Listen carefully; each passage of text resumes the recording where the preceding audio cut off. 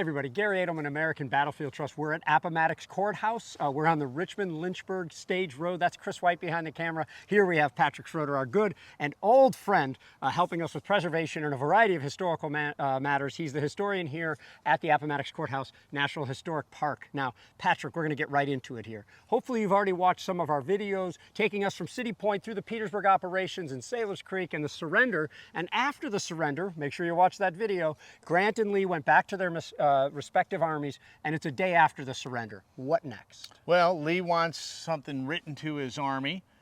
He tasked Charles Marshall with doing that.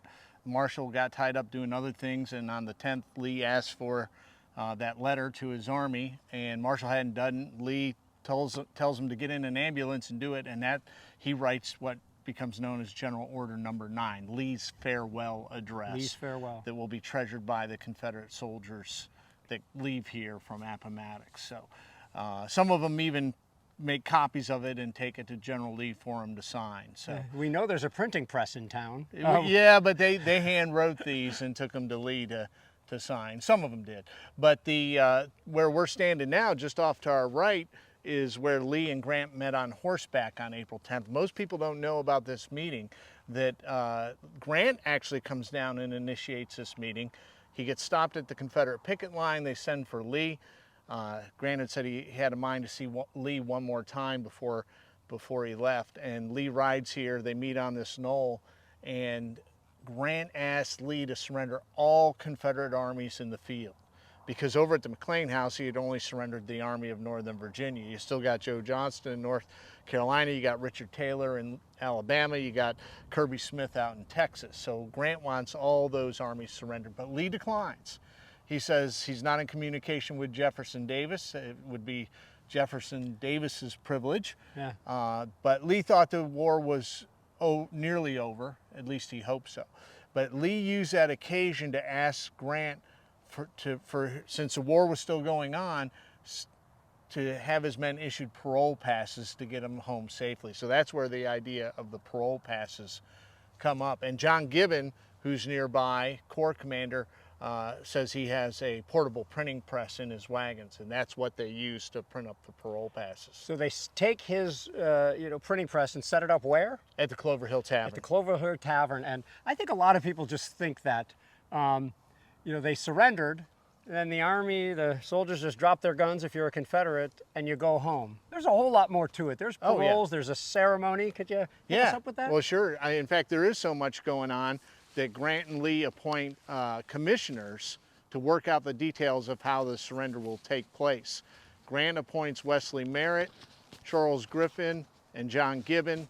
Lee appoints William Nelson Pendleton, John Gordon, and James Longstreet.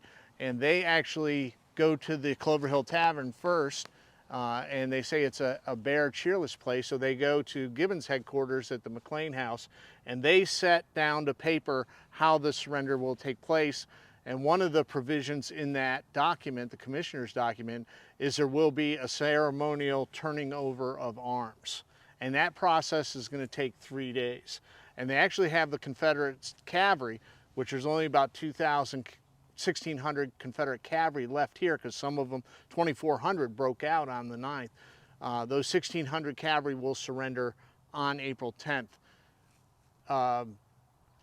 Pretty small ceremony. They wanted to get the horses away from here because there was no food for the horses. So they wanted to get the horses away.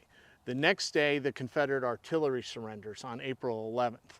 And they just pull their caissons and guns along the stage road here down to it's on the opposite side of the river, and they just leave their cannons along the road. They send Turner's division of the 24th Corps down here to receive those cannon. Lee started the campaign with 250 cannon. That's a lot of guns. By the time he reaches here, after the Battle of Appomattox Station, he's got 65 guns left. So he has lost 4/5 of his artillery by the time he surrenders. The largest part of Lee's army, though, is infantry, about close to 23,000 infantrymen here. And they are going to surrender on April 12th. Joshua Chamberlain, who is with the 1st Division of the 5th Corps, is put in charge of this ceremony. He gets his men, the 3 brigades of his division, to line this corps, line this road, and they are going to receive the Confederate arms and the turning over of colors. And I think Chamberlain was pretty excited. He had dinner with the county clerk the day before, and he has his men lining this road at about 5 o'clock in the morning. Of course, the Confederates don't want to do this. They find this rather humiliating, and they finally come up somewhere between 8 and 9 o'clock that morning. And they're going to come up a division at a time. There's 10 divisions of Confederate infantry. By that time, Chamberlain's men are standing along the road, probably at in-place rest. But as the Confederates approach, Chamberlain calls them to attention, and then orders them to shoulder arms, where they pick their muskets off the ground and bring it up to this position here. It's what's called a marching salute. That's what you would normally do if you were at in-place rest and the colors were passing by. You'd go to shoulder arms. So Chamberlain calls his men to shoulder arms. Confederates are marching up at the route step.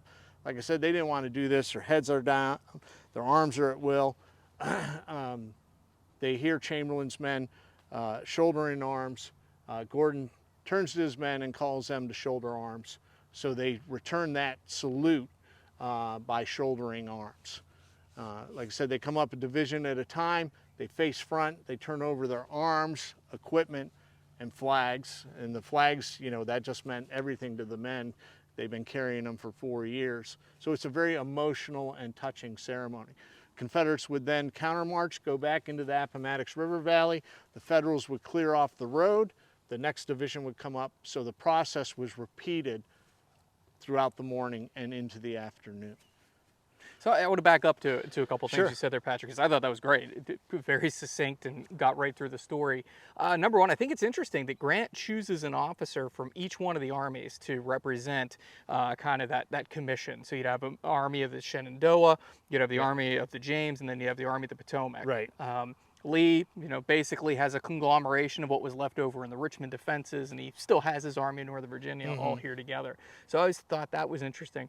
Another interesting fact that I think that people don't know, James Longstreet was worried about after the surrender, you know, maybe some hotheads getting some ideas. He had his men line up their arms before they come here for the official surrender, and had his men camp across the street from them. Is that one of those myths of Appomattox? But this is what Longstreet claims in the later years. Yeah, I'm not sure, you know, if he thought that they would go to fighting or something like that prior to the surrender, but I mean, no mistake about it. The Federals were prepared during this ceremony. They were loaded. In case something did transpire, they were ready. So yeah, not surprising that I can't confirm or deny that that's what happened with Longstreet's men. But they were prepared. I mean, they were still soldiers and they were military men, and they took precautions just as we would today. Take precautions from having anything transpire. But there's very few, if any, incidents of actual, you know, killing and casualties after the surrender takes place. When the white flags are out, there are casualties during the truce flag period, because Martin Garry from South Carolina disavows the truce flags and says South Carolinians never surrender. And he ordered the 7th South Carolina to make a charge on Custer's advanced regiments, the 8th and 15th New York Cavalry, who have Spencer repeating carbines. So when the 7th South Carolina Cavalry come charging down the LeGrand Road, they're going to run into guys with 7-shooters. Of course, they squeeze off a few rounds and empty 10 or 12 saddles from the 7th South Carolina. So I bet you those guys wish they had surrendered. Yeah, tensions are high. So yeah, and a federal private named Benjamin Weir, he rides into the Confederate lines. Talcott's engineers, Confederate engineers, he apparently makes a little speech and then tries to grab their flag, and they're not going to allow that to happen, and they riddle him full of bullets. So there are casualties while those white flags are out. But after the surrender takes place, I don't know of any incidents like that. So let's talk just for a minute or so about this whole, you know, pageantry. Now, number one, we talked about the cav surrendering. We talked about the artillery and the infantry. Now, this only applies to men within a 20-mile radius. Is that correct? That is correct. That is one of the agreements that the commissioners set in writing was that the surrender included anybody within 20 miles of Appomattox Courthouse. So Lee's Army, if you're on that radius, you're basically, you're surrendered. Yeah. But outside of that, I mean, of course, we have Joe Johnston still down in the Carolinas. We have Mobile, which is going to surrender the same day the passing of the armies will take place here with the infantry on April 12th of 1865. We have other surrenders that will happen. So I think that's interesting. Sure. Yeah, once Joe Johnston receives news of Lee's surrender, he suspends hostilities, but it is a few days, a week or so, that it takes him to work out the terms with Sherman. So Joe Johnston surrenders to Sherman on April 26th at the Bennett Place near Durham, North Carolina. Then there's Richard Taylor, who surrenders his troops down in Alabama on May 4th. And then the last Confederate general to surrender is Kirby Smith out in Texas. Of course, there is the CSS Shenandoah that is sinking whaling vessels off the Bering Strait. When they get the news, they think they're going to be held as, or probably prosecuted as pirates and subject to death. So they circumnavigate the globe and end up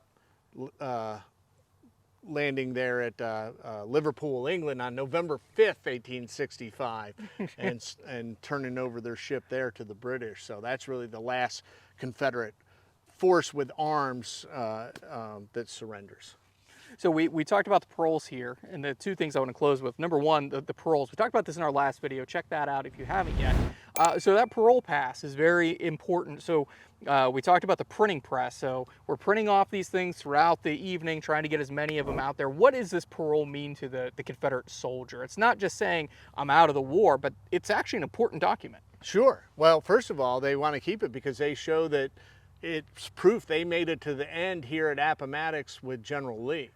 But secondly, it protects them on the way home from being taken up as a prisoner, sent off to a Union prison camp, and so they can get through Confederate armies further south and not put back into the ranks or subject to execution as a deserter. They were allowed to use them for transportation on ships and railways. They could draw rations with them.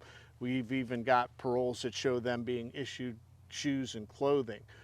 So very important document to have with them, and very generous for Grant to allow them to do that. In fact, some of the Confederate soldiers, you would think they'd be anxious to get home, but they use that parole pass to travel and do a little sightseeing. So one soldier with the Washington Artillery of New Orleans went from here.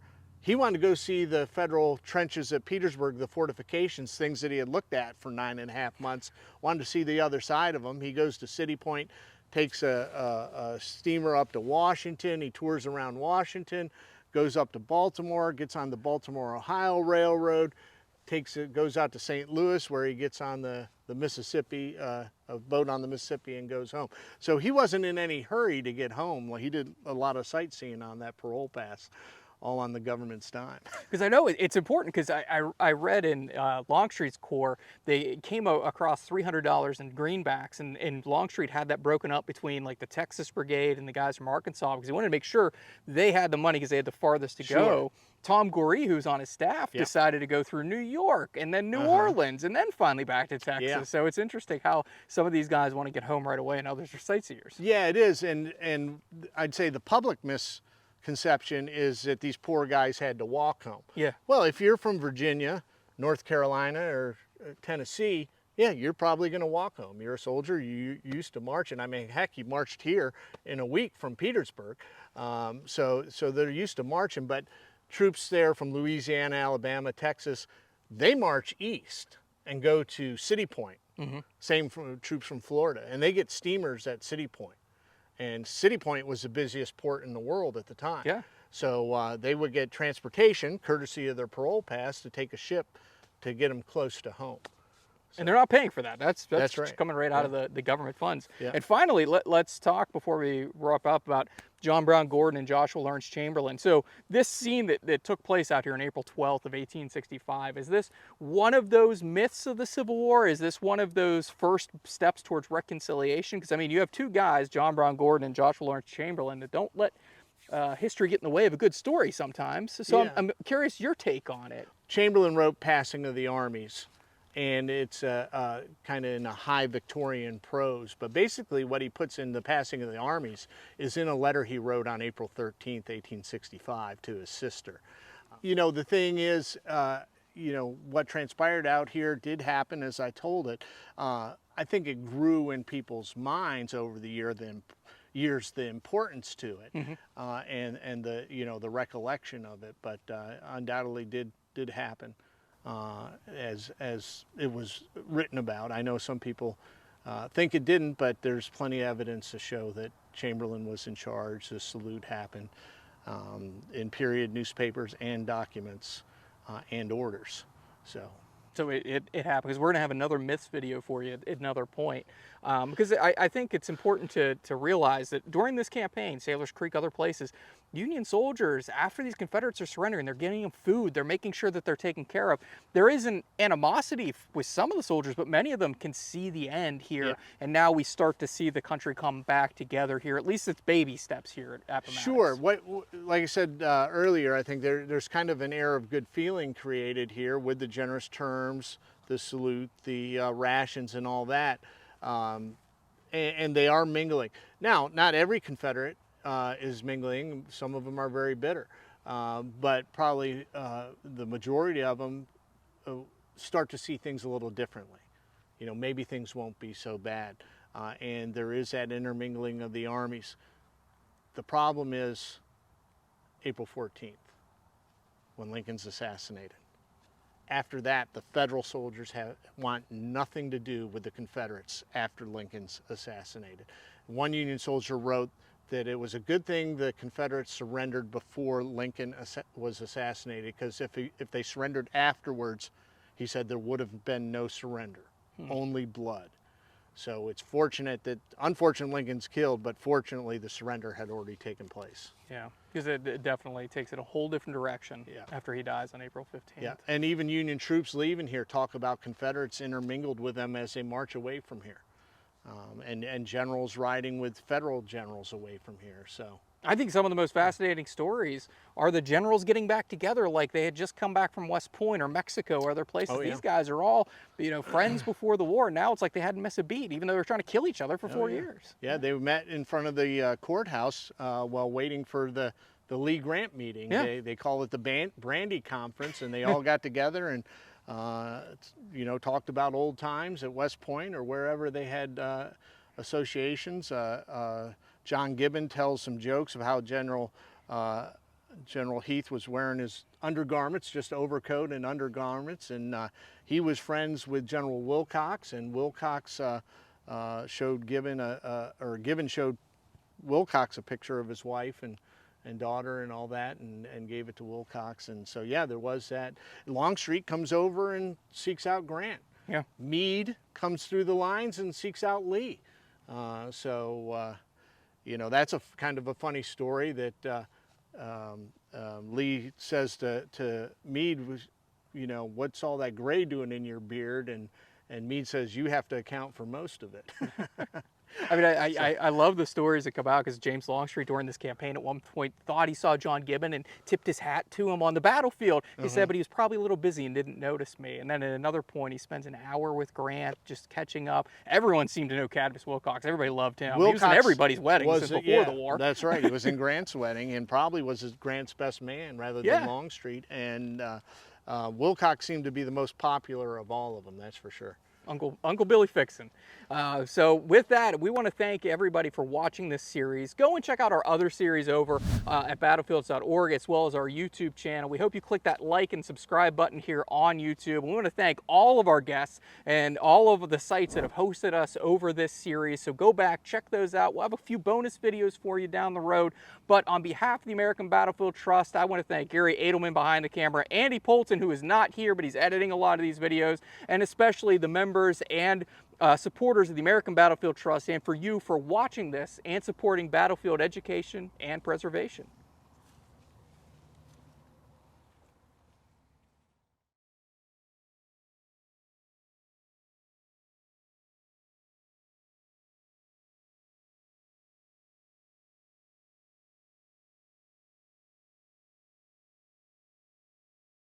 Hello, this is Trace Atkins. To stay up to date on all the latest and coolest videos, please subscribe to the Trust's YouTube channel. Preserve, educate, inspire.